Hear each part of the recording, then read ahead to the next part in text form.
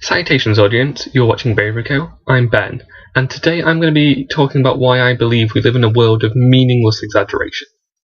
So we use exaggeration every day. We use it to emphasize our opinion, to emphasize our beliefs, or to try and persuade people to accept our opinion.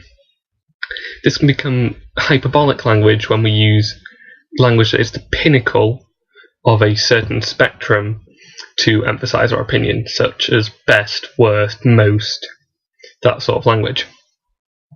However, I believe that we've begun to use exaggeration so much that it's lost meaning, that exaggeration isn't exaggeration anymore.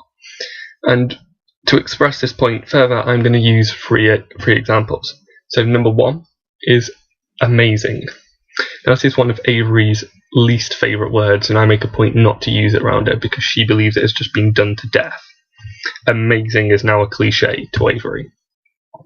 And this is because everything is amazing. A virgin rainforest in the heart of Brazil is amazing. The solar system is amazing. That goal in the football match last night was amazing. But jeez, a pigeon just flew into my window. Anyway, so yes, if everything in our world is amazing, nothing can be amazing, because we cannot distinguish between what is amazing and what is not amazing, because if everything is amazing, there is nothing to compare it to. The pigeon's okay. So yes, that's amazing, and basically it's become a cliche because everything's amazing and therefore nothing's amazing. Number two, this will restore your faith in humanity.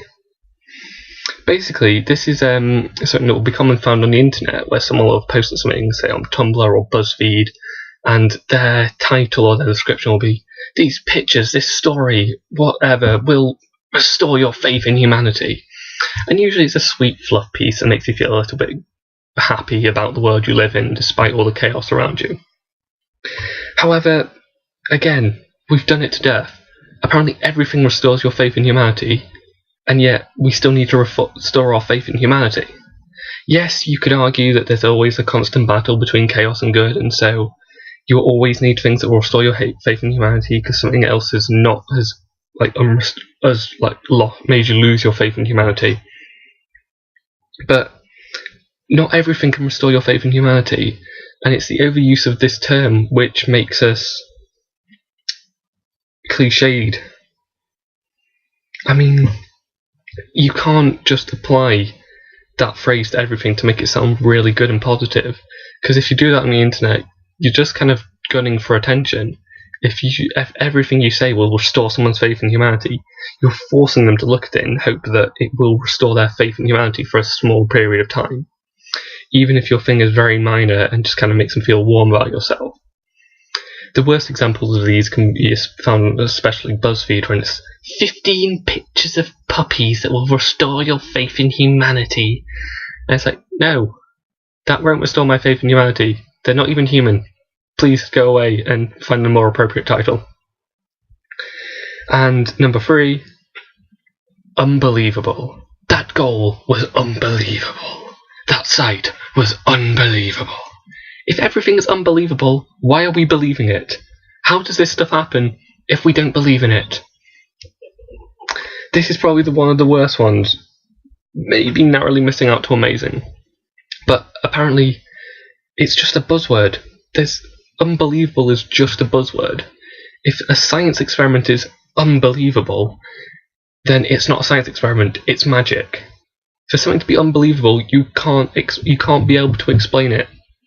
For example, a couple of years ago, I was in chemistry class, and we were doing about pressure and decompression, and my science teacher got a can of Coke out, and he drank the can. He put the can into this water, and I can't remember what he did, but the can crumpled. I think he sucked all the air out, and the can crumpled, and someone in the class went, "That's unbelievable! How did that happen?" And he went on to explain how it happened. Now, that's not unbelievable because it has an explanation. if we're going to use the word unbelievable, it must either be really hard to explain or you can't actually explain it. I sound so aggressive. You must believe. So, that's why I believe that we're a world of meaningless exaggeration. We just exaggerate because we can, not because we want to actually emphasize what we're saying. So I'm sorry I sounded so aggressive. I'm sorry that I got distracted by the pigeon who tried to assault me in my own bedroom. I hope you have a good week, and see you in 2 weeks' time. Tune in next week for Avery's video. Bye, guys.